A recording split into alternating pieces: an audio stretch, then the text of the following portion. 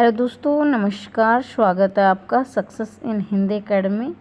देखिए दोस्तों, आज मैं ऐसा टॉपिक करवाने जा रही हूँ जो कि सभी हिंदी की परीक्षाओं में यहाँ से प्रश्न पूछे जाते हैं, चाहे वो टीजीटी हो, पीजीटी हो, नेट हो या असिस्टेंट प्रोफेसर हो या किसी भी राज्य की परीक्षा हो, सभी में से ये प्रश्न यहाँ से प्रश्न बनता ही बनता है। और जब आप इसको देखोगे तो आप खुद जानोगे कि बिल्कुल ये टॉपिक बहुत ही ज़्यादा महत्वपूर्ण है। और इसके साथ ही काफ़ी सारे अभ्यर्थी जो मेरे नोट्स ले रहे हैं वो कमेंट करके ये बोलते हैं कि मैम आपके नोट्सों की पीडीएफ दिखा दीजिए डेमो रूप में।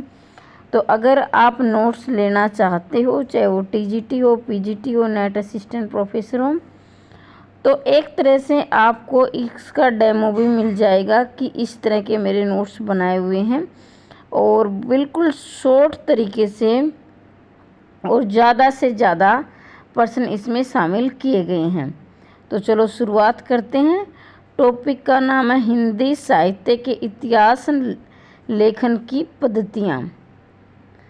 तो पहली है वर्णानुक्रम पद्धति। ये आप सभी जानते हैं, इसे वर्णानुक्रम पद्धति भी कहते हैं, यानी वर्णमाला पद्धति भी कहते हैं या वर्णानुक्रम पद्धति भी कहते हैं, एक ही बात है। इसमें लेखकों कवियों का परिचयात्मक विवरण उनके नामों के वर्णानुक्रम के अनुसार किया जाता है। मतलब कहने का अभिप्राय ये है, जैसे ए के बाद आ आता है, क के बाद ख आता है, फिर ग आता है, ऐसे। तो ये जो पद्धति थी सबसे ज़्यादा दोषपूर्ण पद्धति थी, यानी सबसे पहले भी थी और सबसे ज़्यादा दोषपूर्ण भी थी। अब मान लीजिए कै पे कबीरदास है और कैसे केशवदास है। तो कबीरदास आप सब जानते भक्ति काल के थे और केशवदास थे रीतिकाल के।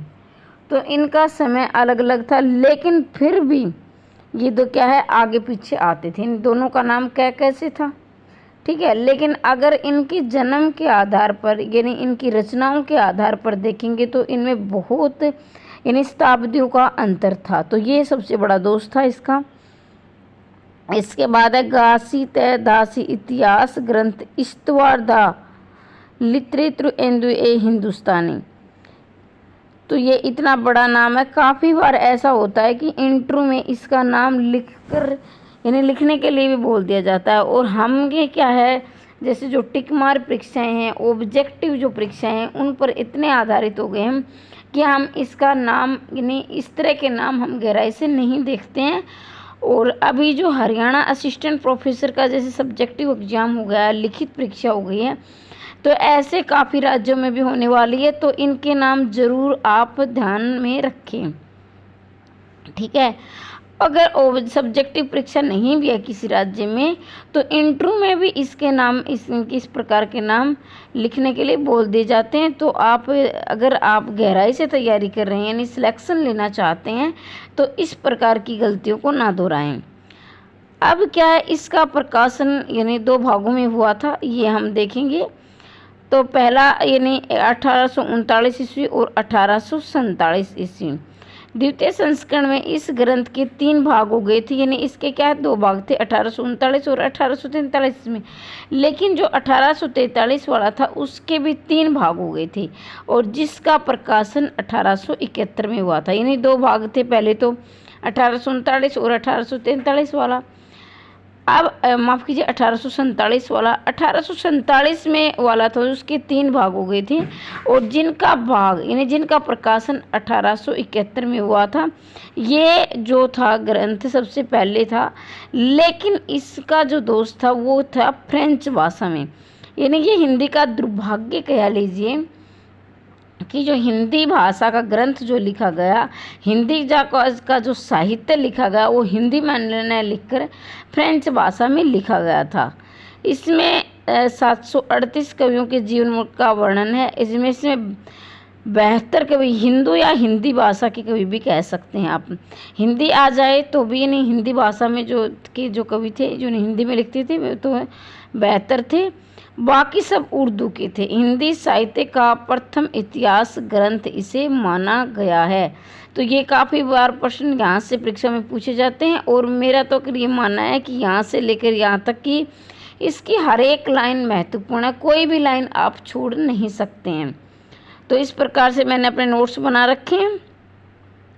शिव सिंह सेंगर इतिहास ग्रंथ शिव सिंह सरोज 1883, इसमें 1003 कवियों का परिचय है। इस पद्धति से लिखे इतिहास ग्रंथ अनुपयोगी व दोषपूर्ण माने जाते हैं। अब क्या है, जैसे कि मैंने अभी आपको बताया कि वर्णानुक्रम पद्धति यानी वर्ण के आधार पर, जैसे क फिर ख ऐसे थे। उनमें क्या थे, कौन कौन लेखक थे? एक तो शिव सिंह सेंगर थे और एक थे ये मान के जी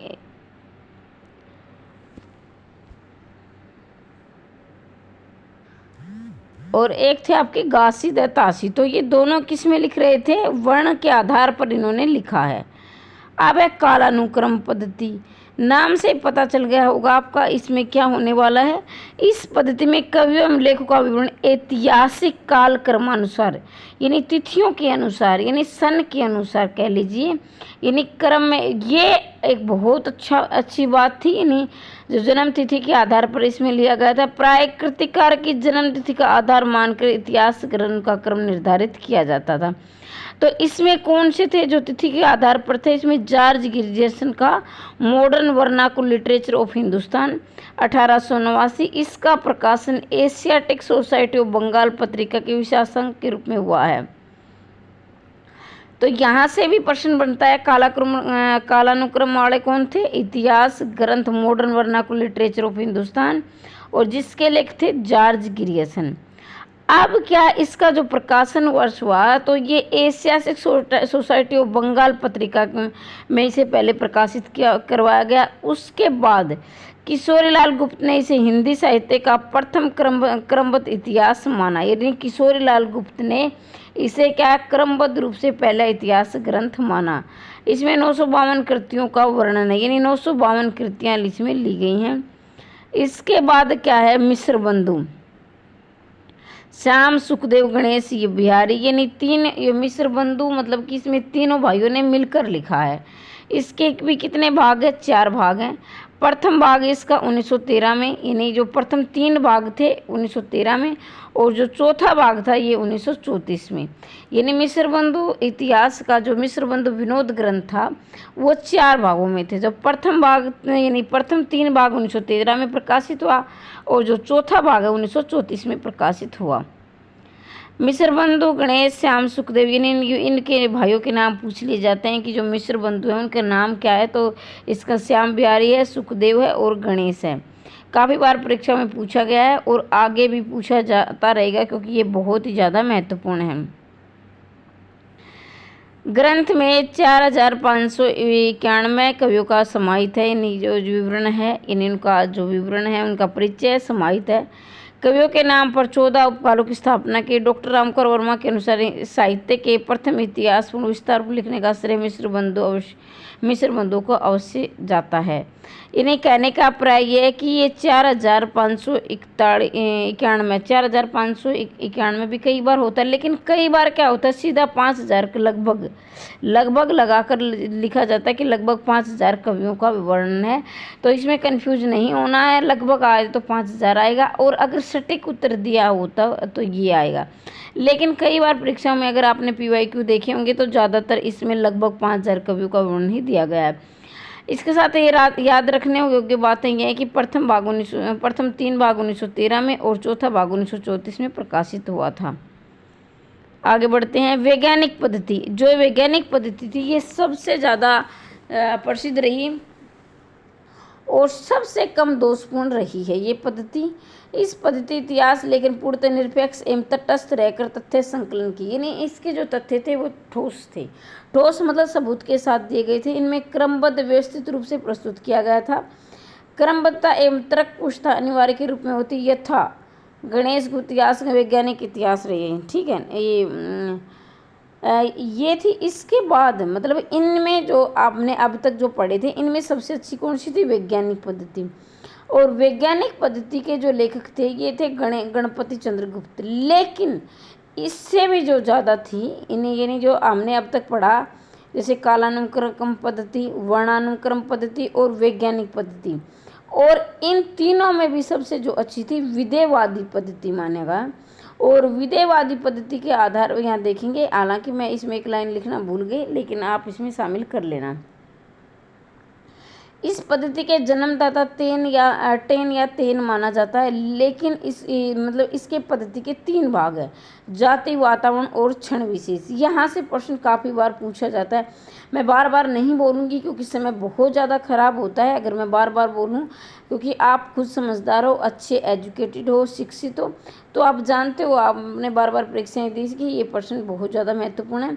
इसके साथ ही इसके जो हमारे भारत में जो विधेयवादी पद्धति के जनक थे वो रामचंद्र शुक्ल थे।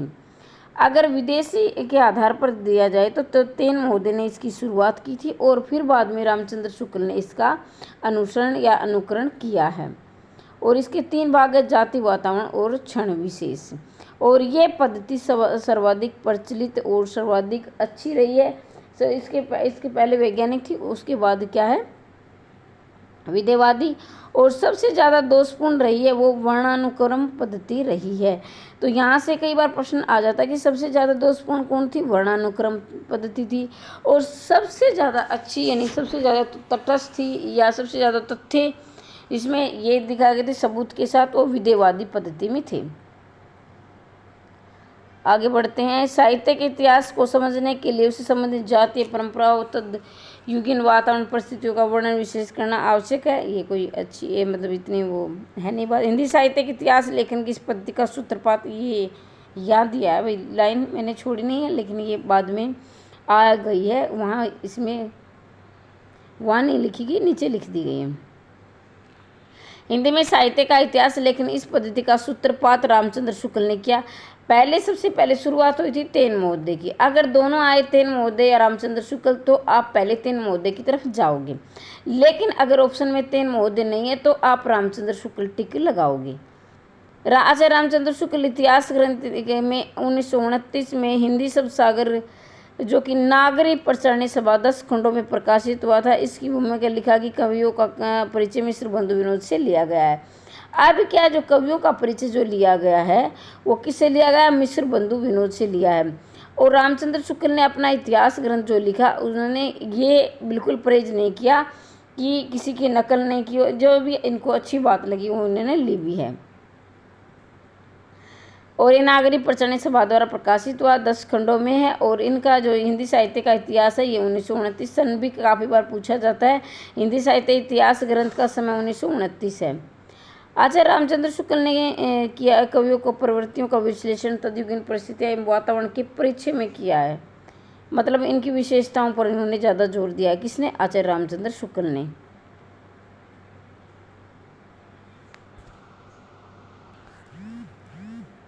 यहाँ से ये पूछा जाता है, इसको मैं 100% कहूँगी, 99 भी नहीं, 100% इसको आप याद रखेंगे। प्रत्येक देश का साहित्य वहाँ की जनता की वित्तवर्ती नहीं, ये चित्तवर्ती है, वो टाइपिंग मिस्टेक है, ये टाइपिंग में गलती है। चित्तवर्ती की संचित प्रति में होता है, वहाँ आदि से अंत तक चित्तवर्तियों की परंपरा को परखते हुए साहित्य परंपरा के साथ उनका सामंजस्य बिठाना ही साहित्य इतिहास कहलाता है।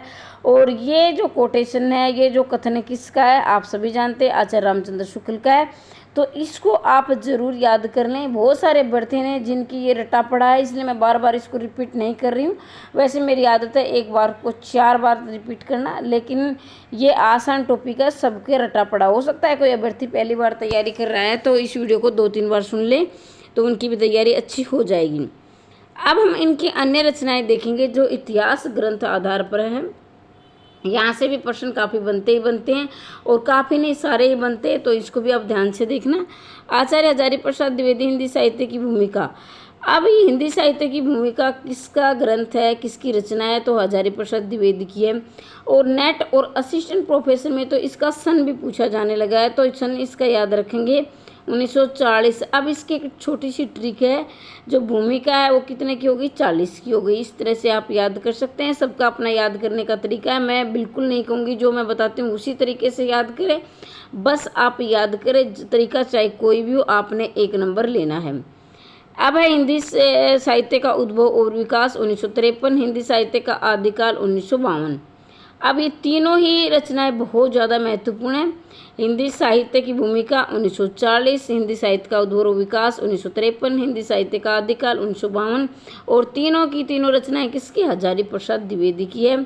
अब है डॉक्टर रामकुमार वर्मा, हिंदी साहित्य का आलोचनात्मक इतिहास। इसका भी सन काफ़ी बार पूछा जाता है, 1938। और सबसे ज़्यादा रोचक जो बात है, सबसे ज़्यादा प्रश्न जो पूछा जाता है, ये क्या है? अधूरा ग्रंथ है। अधूरा ग्रंथ ये है कि इसमें भक्ति काल तक का ही वर्णन है।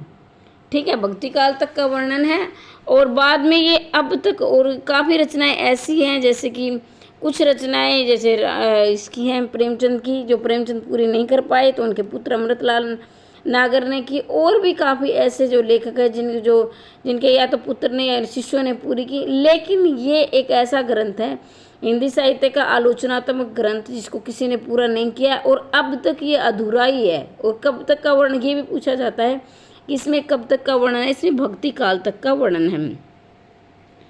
नागरिक प्रचारणी सभा हिंदी साहित्य का वृहद इतिहास, ये 18 खंडों में 1961 है।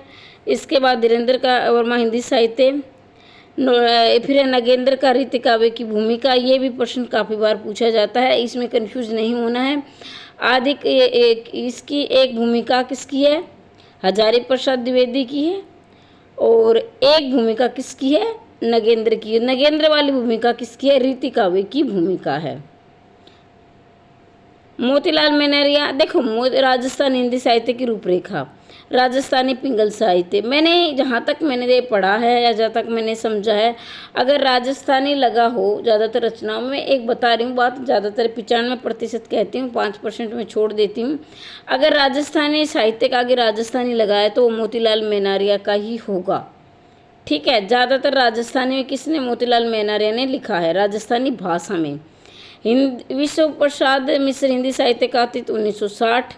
डॉक्टर नलिन विलोचन हिंदी साहित्य का दर्शन। अब ये मैं छोटी सी ट्रिक बताती हूँ। देखो, दर्शन हम किससे करते हैं? नलिन से। नलिन मतलब आँखों से करते हैं। तो हिंदी साहित्य का इतिहास दर्शन नलिन विलोचन शर्मा। परशुराम चतुर्वेदी उत्तरी भारत की संत परंपरा। अब क्या है, जो परशुराम क्या थे? संत थे। तो संत परंपरा की जो रचना किसने लिखी? परशुराम चतुर्वेदी ने लिखी है। फिर सूर्यकांत शास्त्री हिंदी साहित्य का विवेचनात्मक इतिहास। सूर्यकांत शास्त्री, अब शास्त्री लोग क्या करते हैं? विवेचना करते हैं, भाई यहाँ से कमी है या इसमें अच्छाई है, यानी गुण दोष उसके अलग करते हैं। बाबू श्याम सुंदर दास हिंदी भाषा और साहित्य 1930।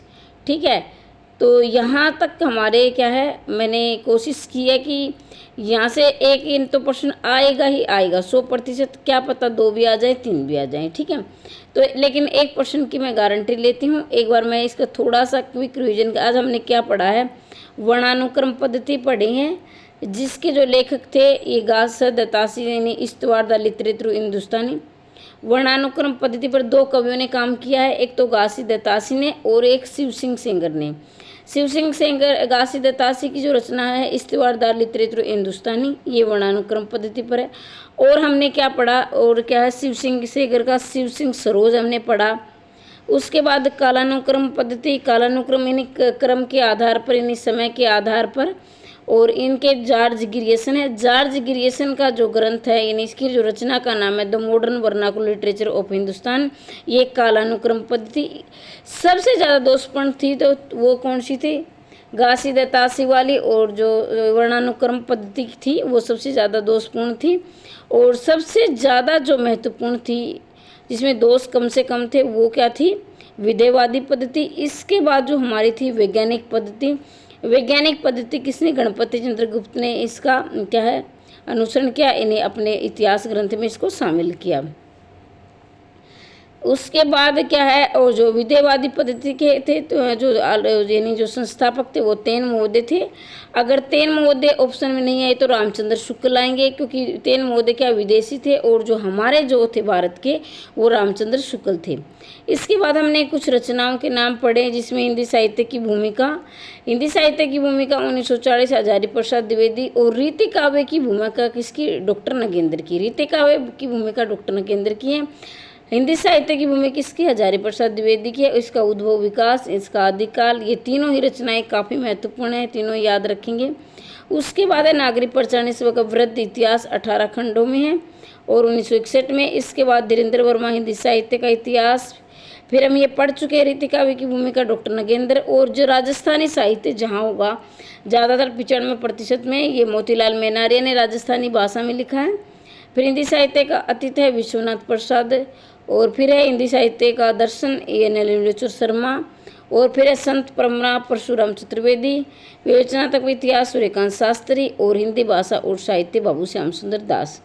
तो आज हमने ये पढ़ा है और मैं पूरी उम्मीद करती हूँ कि आपको समझ में आया होगा। कमेंट के माध्यम से ज़रूर बताएं प्रश्न आपको कैसे लगे, और प्रश्न आने की पूरी तरह गारंटी लेती हूँ। तो ये मेरे नोट्स हैं। कोई भी अभ्यर्थी TGT, PGT, estate, net assistant professor की तैयारी करें तो इन नंबरों पर कॉल करके आप क्या नोट्स मंगवा सकते हैं। काफ़ी सारे अभ्यर्थियों का फ़ोन आया, मैम आपके नोट्स हैं ना, हम ले तो ले लेकिन थोड़े से महंगे, पहले भी महंगे नहीं थे और अब तो मैंने बिल्कुल ही फ्री कर दिए हैं, इन्हें फ्री के बराबर कर दिए हैं। अगर आपको नोट्स चाहिए तो इस नंबर पर आप या वॉइस कॉलिंग कर सकते हैं, वॉइस कॉलिंग मतलब व्हाट्सएप कॉल, या फिर संदेश भेजकर आप नोट्स प्राप्त कर सकते हैं। ठीक है। और जो वैसे तो देखो कितना भी पढ़ो कम ही रहता है, लेकिन मैंने जो नोट्स बनाए वो आपकी परीक्षा की दृष्टि से इतने महत्वपूर्ण है कि आपकी परीक्षा आराम से निकल जाएगी, चाहे कितना भी पढ़ लो। इतना जो भवसागर है हिंदी साहित्य का इतिहास, मतलब कि जितना भी पढ़ोगे उतना ही कम लगेगा। ठीक है, चाहे आप सालों साल पूरी ज़िंदगी पढ़ते हो, लेकिन मतलब ये है कि हमें परीक्षा में कहाँ से प्रश्न आता है वो चीज़ें पढ़ना बहुत ज़रूरी होता है। तो परीक्षा को मद्देनज़र रखते हुए मैंने नोट्स बनाए हुए हैं। इतने भी कम नहीं है कि आपकी परीक्षा नहीं निकलेगी, यानी आप तैयारी करोगे तो परीक्षा पास करने की गारंटी है, अगर आपने ईमानदारी से पढ़ा कम से कम 4 से 5 बार। ठीक है। दूसरी बात ये है कि इतने भी बहुत ज़्यादा लंबे चौड़े नहीं हैं कि मतलब पढ़ते पढ़ते किसी का अंत ही ना हो। यानी हमारा काम क्या है, परीक्षा निकालना है, यानी हमने एक सरकारी नौकरी लेनी है, चयन करवाना है, बस इतना है। बाकी तो कितना पढ़ते रहो उतना ही कम है। तो मैं ज़्यादा अपने नोट्सों के बारे में नहीं बोलूँगी। आपने क्लास देखी होगी, आपको कैसे लगे कमेंट के माध्यम से ज़रूर बताएं। अगर आपको एस्टेट, टीजीटी, पीजीटी, ईएमआरएस, एनवीएस यानी कोई भी टीजीटी पीजीटी के नोट्स चाहिए तो भी इसी नंबर पर मिलेंगे। नेट और असिस्टेंट प्रोफेसर के चाहिए तो भी इसी नंबर पर मिलेंगे। ठीक है। ज़्यादा से ज़्यादा वीडियो को शेयर करें। और मैं माफ़ी चाहती हूँ कि काफ़ी लंबे समय के बाद मेरी वीडियो आई है, क्योंकि मेरा वाईफाई अभी तक नहीं लगा। मैंने काफ़ी ऐसा समस्याओं का सामना करना पड़ रहा है। जल्दी ही वाईफाई ये लगवा लूँगी, यानी प्रबंध हो जाएगा वाईफाई का, फिर हम प्रतिदिन वीडियो बनाएंगे।